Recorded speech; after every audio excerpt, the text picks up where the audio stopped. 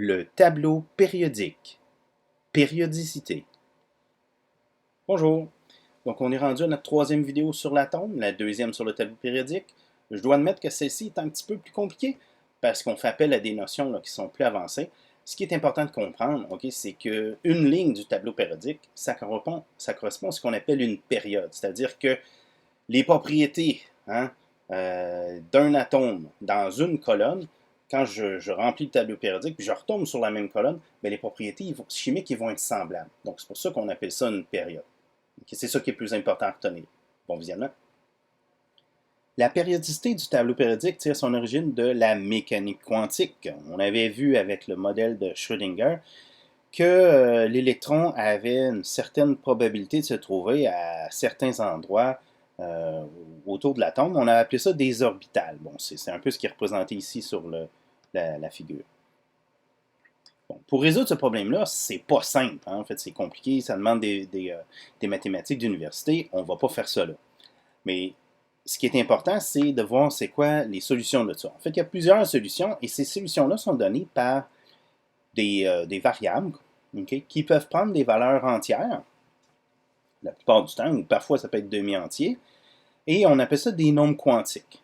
Donc, pour l'atome d'hydrogène, il y a 4 nombres quantiques. Il y a un premier nombre quantique qu'on appelle le nombre quantique principal et qui prend des valeurs 1, 2, 3, etc. Donc, lui, c'est ce qui donne l'énergie des niveaux.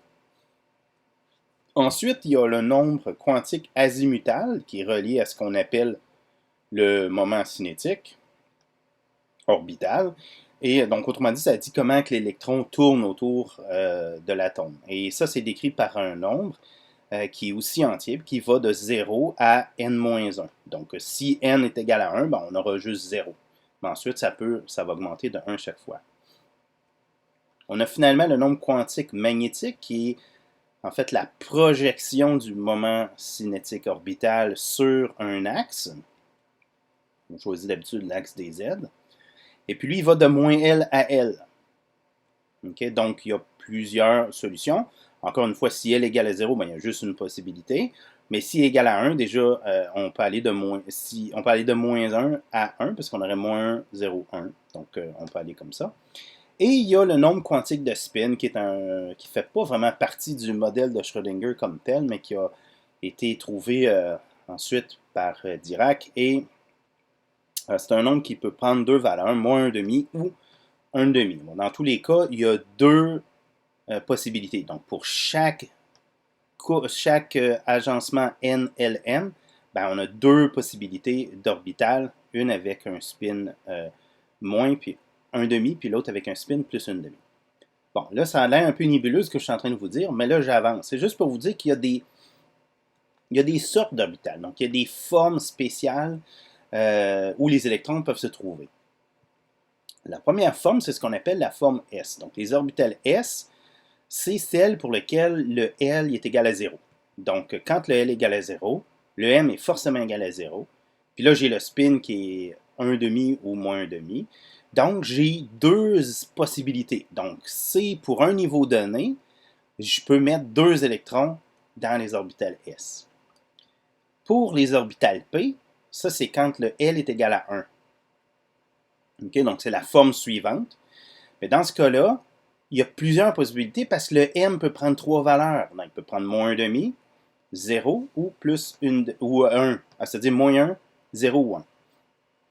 Mais à chaque fois, je peux mettre un spin moins 1,5 ou 1,5. Donc, il y a deux électrons pour chaque M, ce qui fait que pour chaque niveau électronique, ben, il y aura 6 électrons possibles qu'on peut mettre dans des orbitales P. Le type d'orbital suivant, on appelle ça D. Et puis lui, c'est quand L égale à 2. Bon, là, vous remarquerez, c'est le même principe. Là, à ce moment-là, mon M, selon les règles qu'on s'est données ici, le M va de moins 2 à 2. Donc, j'ai 5 possibilités. Donc, en tout, j'aurai 5 fois 2 égale 10 électrons possibles que je peux mettre sur des orbitales D. Donc, ça, c'est une autre forme d'orbital. Et finalement, ben, je peux continuer comme ça autant de fois que je veux.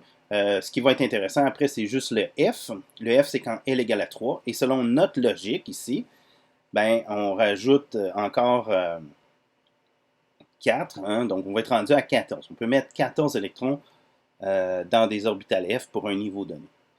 OK, c'est un petit peu compliqué, je m'en rends compte. Mais là, on va regarder, on va commencer du début, du plus petit atome possible, puis là, on va essayer de mettre des électrons pour voir comment ils rentrent dans l'atome.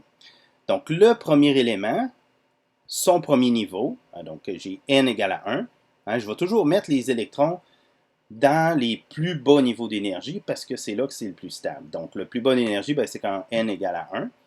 Et puis là, j'ai un seul électron, un seul proton.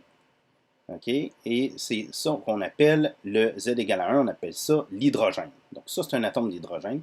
Et là, j'ai L égale à 0, parce qu'à N égale à 1, j'ai juste L égale à 0, ce qui est possible. Donc ça va être une orbitale de type S. Il est ici, là, mon hydrogène. Okay? Il est dans cette colonne-là ici. Maintenant, si je rajoute un proton et un électron, c'est plus de l'hydrogène, ça devient de l'hélium. Donc là, je suis rendu ici, okay? De l'hélium. Donc, je remplis le tableau périodique là, de gauche à droite et de haut en bas.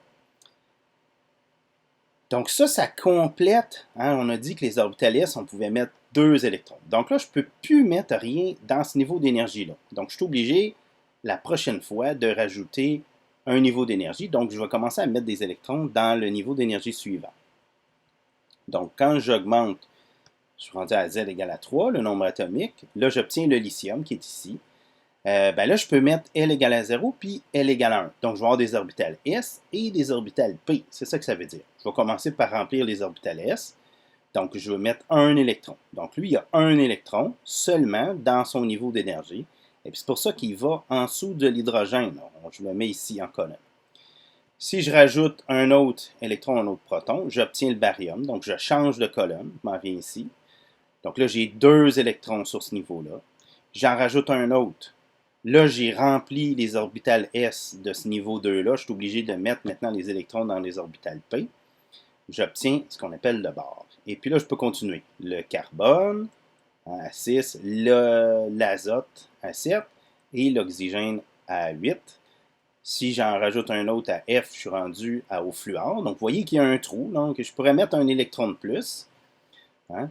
Et si je le fais, ben, ça devient du néon. Donc là, à ce moment-là, cette couche-là est complètement remplie. Donc, je ne peux pas rien mettre de plus sur ce niveau d'énergie-là. OK, puis là, je veux dire, je ne vais pas continuer jusqu'à la fin du tableau périodique, là. Mais c'est pour vous dire qu'il y a quand même des ressemblances. Parce que quand j'étais avec, par exemple, l'hélium puis le néon, ben dans les deux cas, j'ai un niveau complet. Donc, chimiquement, ces deux atomes-là vont se comporter de la même façon. Donc, nous, on va appeler période une ligne du tableau périodique. Parce que vis-à-vis, si je regarde en haut, en bas, vis-à-vis, deux atomes vont avoir les mêmes propriétés, similaires, propriétés similaires chimiquement, parce qu'ils vont avoir le même nombre d'électrons pour chaque type d'orbital. Donc, chimiquement, ils vont se comporter de façon semblable.